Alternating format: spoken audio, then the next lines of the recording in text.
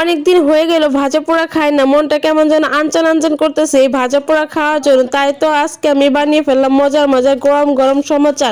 কারণ আজকে সমোচাটা একটু ভিন্ন রূপে বানাইছি, কারণ আলুর সাথে আজকে দিয়ে দিয়েছি গরুর মাংসের কিছু ঝুড়ি, এগুলো দিয়ে আজকে মচমচা করকরা সমোচা বানিয়ে ফেলছি। আর এই সমোচাটা দেখতে যেমন হয়েছে, খেতেও কিন্তু দুর্দান্ত হয়েছে।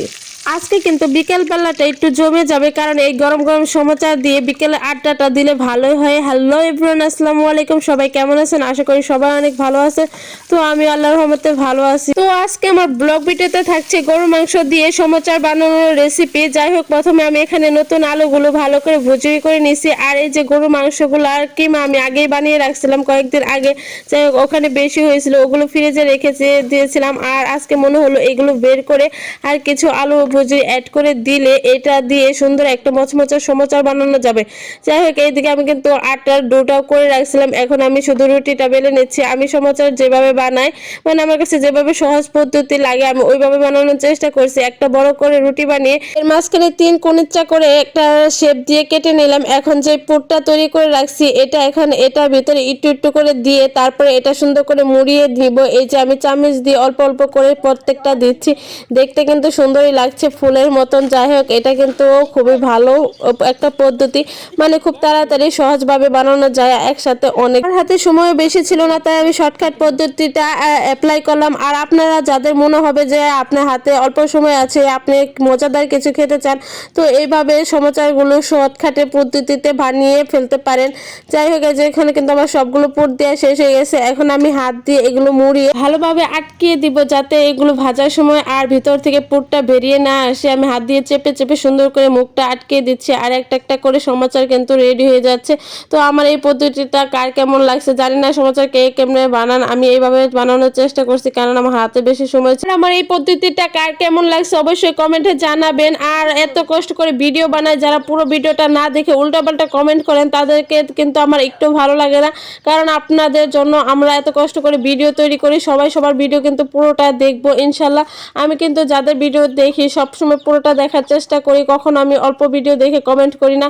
সো আমার ভিডিও যারা দেখবেন, মন চাইলে পুরো ভিডিও দেখবেন, না মন চাইলে একটু দেখার কোনো প্রয়োজন নাই। যাই হোক, এইদিকে কিন্তু আমার সমাচার সবগুলো বানানো শেষ হয়ে গেছে। এইদিকে সমাচার বানানো শেষ হয়ে গেছে। এইদিকে আমি মাটির চুলায় কড়াইটা বসিয়ে দিয়ে তেলটা দিয়ে দিতেছি। তেলটা গরম হতে আমি একটা একটা করে সবগুলো এর ভিতরে ছেড়ে দিচ্ছি। দেখেন তেলের একটা ছ্যাঁচ শব্দটা না আমার কাছে খুবই ভালো লাগে, কারণ কিছু ছাড়লেই ছ্যাঁত করে ওঠে, এটা শুনতে আমার ভালোই লাগে। যাই হোক, এক পিঠ ভাজা শেষ হয়ে গেছে, এখন আমি অপর পিঠ উল্টিয়ে দিচ্ছি।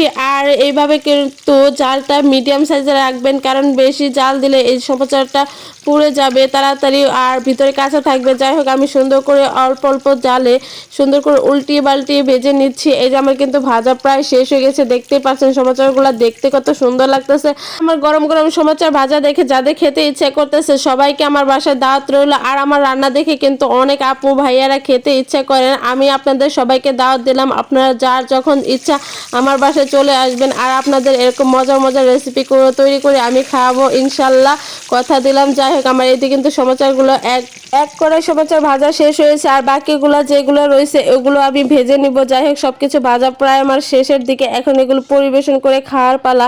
দেখতেই পাচ্ছেন কতটা সুন্দর ও লোভনীয় হয়েছে, আমার দেখে কিন্তু খুবই ভালো লাগতেছে, মানে মন চাচ্ছে যে সবগুলো একাই খেয়ে ফেলি।